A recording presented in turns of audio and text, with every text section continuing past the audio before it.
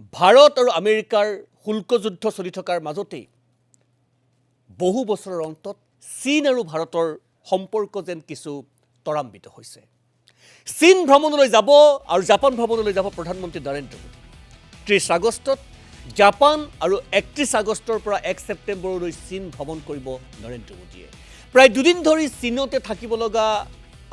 এই কাৰ্যসূচীত চীনৰ SCO সামিটত অংশগ্ৰহণ কৰিব নৰেন্দ্ৰ মোদী আৰু লগতে জাপানৰ বাৰ্ষিক অধিৱেশনতো ভাগ ল'ব প্ৰধানমন্ত্ৰী নৰেন্দ্ৰ মোদীয়ে। মোদীৰ এই বিদেশ ভ্ৰমণ বিশেষকৈ চীন ভ্ৰমণ বিশেষ তাৎপৰ্যপূৰ্ণ বিবেচিত হৈছে। ৰাষ্ট্ৰপতি জি জিনপিঙৰ সৈতেও বহু গুৰুত্বপূৰ্ণ ব্যৱসায়িক বাণিজ্যৰ লগতে কেইবাখনো দ্বিপাক্ষিক চুক্তিত স্বাক্ষৰ কৰাৰ পূৰ্ণ সম্ভাৱনা আছে নৰেন্দ্ৰ মোদীয়ে। উল্লেখযোগ্য যে 2018 চনৰ ভাৰত চীন আৰু ভাৰতৰ লাডাখত যি কাজিয়াৰ সূত্ৰপাত হৈছিল, সীমা বিবাদৰ সূত্ৰপাত হৈছিল, দুয়ো দেশৰ সৈন্যৰ মাজত কিছু সংঘৰ্ষৰ সৃষ্টি হৈছিল, হতাহতিৰ সৃষ্টি হৈছিল। সংঘৰ্ষ ঠিক নহয়, তাৰ পিছতেই দুই দেশৰ মাজৰ সম্পৰ্ক কিছু জটিল হৈছিল, জটিলৰ পৰা জটিলতৰ হৈছিল আৰু তাৰপিছত প্ৰধানমন্ত্ৰী নৰেন্দ্ৰ মোদীৰ এয়া প্ৰথমটো চীন ভ্ৰমণ। মোৰ সতীৰ্থ মৃদু পৱনৰ ওচৰলৈ মই যাম এই তিনিওটা বিষয়ক লৈ, বিশেষকৈ আমেৰিকা যুক্তৰাষ্ট্ৰই কৰা শুল্ক আৰোপ, বৰ্ধিত শুল্ক আৰু তাৰ পিছতেই যি চৰ্চা চলিছে যে প্ৰধানমন্ত্ৰী নৰেন্দ্ৰ মোদীৰ চীন ভ্ৰমণ, এই গোটেইকেইটা আন্তঃৰাষ্ট্ৰীয় প্ৰেক্ষাপটত ভাৰতৰ বৈদেশিক নীতি সাপেক্ষে যথেষ্ট গুৰুত্বপূৰ্ণ দিশ হিচাপে বিবেচিত হৈছে। প্ৰথমতে মৃদুপৱন, মই আমেৰিকাৰ যিটো শুল্ক আৰোপ, অতিৰিক্ত বৰ্ধিত 25ৰ পৰা 50% শুল্ক আৰোপ আৰু তাৰপিছতে ভাৰত চৰকাৰৰ স্থিতি এয়া অগ্ৰহণযোগ্য বা অন্যায় বুলি উল্লেখ কৰিছে, কিন্তু সামগ্ৰিকভাৱে আমেৰিকাত ভাৰতৰ উৎপাদিত সামগ্ৰীৰ মূল্য বৃদ্ধি পাব আৰু ই প্ৰভাৱ বিস্তাৰ কৰিব, প্ৰভাৱ পেলাব ভাৰতৰ অৰ্থনীতিত। গোটেই কথাখিনি বিৰোধীৰ সমালোচনা, মোদী চৰকাৰৰ বৈদেশিক নীতি সবিশেষ জনাৰ চেষ্টা কৰিম। মৃদুপৱন। সুনীত কুমাৰ ভূঞা, চাওক যে যেতিয়া ডনাল্ড ট্ৰাম্পে পুনৰ দ্বিতীয়বাৰৰ কাৰণে ৰাষ্ট্ৰপতি হ'বৰ বাবে যেতিয়া তেওঁৰ নিৰ্বাচনী প্ৰচাৰত নামিছিলে, তেখেতে এষাৰ কথা কৈছিলে যে মেক আমেৰিকা গ্ৰেট এগেইন, অৰ্থাৎ আমেৰিকাক মহান বনোৱাৰ এটা তেওঁ প্ৰতিশ্ৰুতি দিছিলে। আৰু আমেৰিকাৰ যি অৰ্থনীতি, সেই অৰ্থনীতি বিধ্বস্ত হৈ পৰিছে বা তেওঁলোকৰ যিটো ঘাটি বাজেট বা তেওঁলোকৰ বৰ্তমানৰ যিটো অৱস্থা সেয়া যে বেয়া হৈছে, তেওঁ সেইটো কথা অনুধাৱন কৰিছিলে। আৰু তাৰ পৰৱৰ্তী সময়তে তেওঁ এটা কথা নিৰ্ধাৰণ কৰি লৈছিলে যে যিকোনো প্ৰকাৰে আমেৰিকাৰ যিটো তেওঁলোকৰ আধিপত্য বা তেওঁলোকৰ যিটো আগ্ৰাসী মনোভাৱ, সেই আগ্ৰাসী মনোভাৱ বিশ্বৰ অন্য যিবিলাক ৰাষ্ট্ৰ, সেই ৰাষ্ট্ৰসমূহক যিকোনো প্ৰকাৰে আচলতে তেওঁলোকে দপদপাই থাকিব লাগে বা তেওঁলোকৰ তলত ৰাখিব লাগে, সেই কথাষাৰ তেওঁ তেতিয়াই স্পষ্ট কৰিছিলে। আৰু পৰৱৰ্তী সময়ছোৱাত তেওঁ এটা প্ৰতিশুল্ক আৰোপৰ কথা কৈছিলে। প্ৰতিশুল্ক আৰোপৰ তেওঁ ঠিক এপ্ৰিলৰ পিছৰে পৰা তেওঁ বাৰম্বাৰ প্ৰতিশুল্ক আৰোপৰ কথা কৈছিলে। 69খন দেশৰ ওপৰত প্ৰতিশুল্ক আৰোপৰ সিদ্ধান্ত লৈছিলে। পৰৱৰ্তী সময়ছোৱাত বিভিন্ন প্ৰতিক্ৰিয়াৰ পিছত সেয়া কিছু দুমাহৰ কাৰণে স্থগিত ৰাখিছিলে। আৰু আজিৰ দিনত যদি চাওঁ, সৌসিদিনা আজিৰ পৰা 3 দিন পূৰ্বে অৰ্থাৎ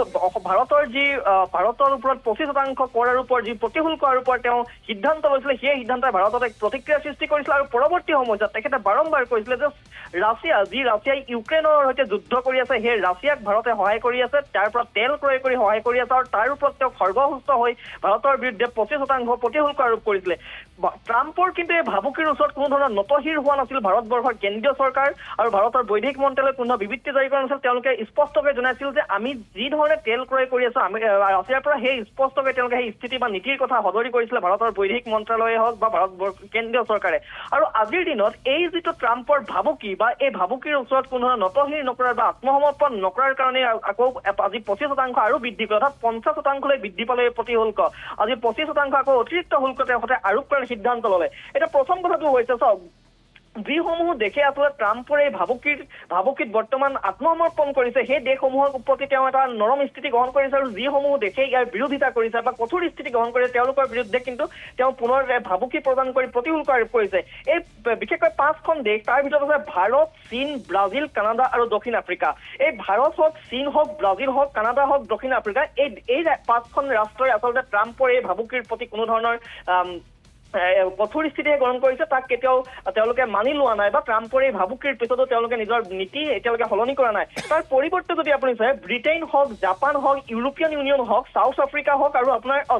চাউথ কোৰিয়া হওক আৰু ইণ্ডোনেছিয়া হওক, এই ধৰণৰ দেশসমূহে আচলতে ট্ৰাম্পৰ এই ভাবুকিৰ প্ৰতি তেওঁলোকে এটা কিছু পৰিমাণে আচলতে শংকিত হৈছে আৰু তাৰ পৰৱৰ্তী সময়ত তেওঁলোকে ট্ৰেড ডিল কৰিছে। জাপানৰ দৰে দেশে আচলতে 100খন বয়িং কোম্পানীৰ এৰোপ্লেন কিনাৰ কথা ইতিমধ্যে আমেৰিকাক জনাইছে। অৰ্থাৎ যিসমূহ দেশে এতিয়ালৈকে ট্ৰাম্পৰ এই ভাবুকিৰ প্ৰতি কোনো ধৰণৰ ভয় হোৱা নাই বা শংকিত হোৱা নাই আৰু এটা কঠোৰ স্থিতি গ্ৰহণ কৰি আছে সেই দেশসমূহৰ প্ৰতি আগ্ৰাসী স্থিতি গ্ৰহণ কৰিছে ট্ৰাম্পে তাৰ ভিতৰত অন্যতম ভাৰত আৰু শেহতীয়াকৈ ভাৰত চৰকাৰৰ যি আপুনি ইতিমধ্যে